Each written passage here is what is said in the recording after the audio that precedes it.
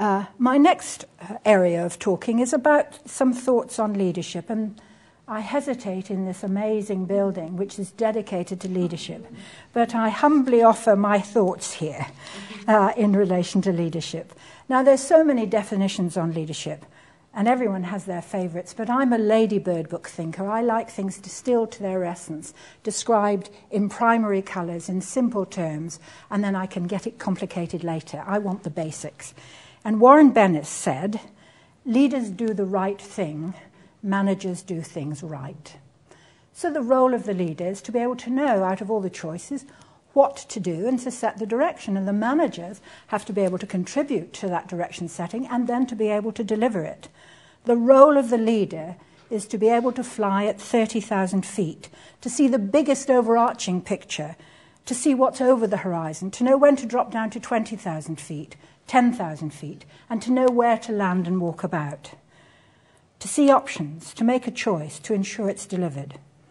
I read recently that there were more than 2,000 books a year published on leadership and 3 or 4 on followership, an area I think which could do with some research. You can't lead if no one's going to follow. I think it would be quite interesting to listen to those people who are supposed to be following. When I'm asked for, can I give an example of a leader I admire and why, I often cite Joseph Smith. Now, sometimes when I say, well, Joseph Smith, I would say is a good leader, and before I say any more, some people are nodding, of course, Joseph Smith. And other people are saying, who the heck is Joseph Smith?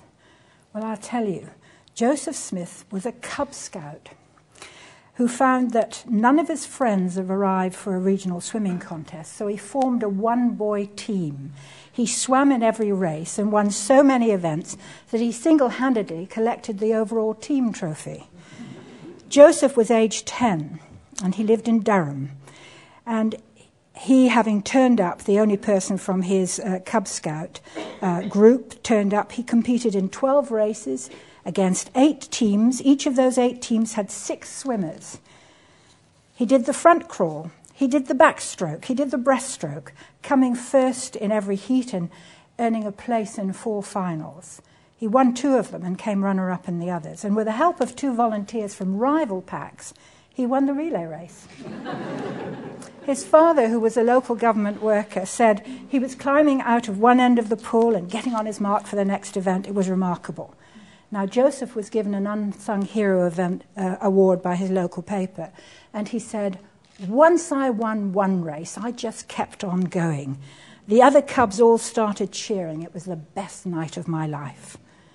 I hope you can see why Joseph demonstrated leadership and doing the right thing.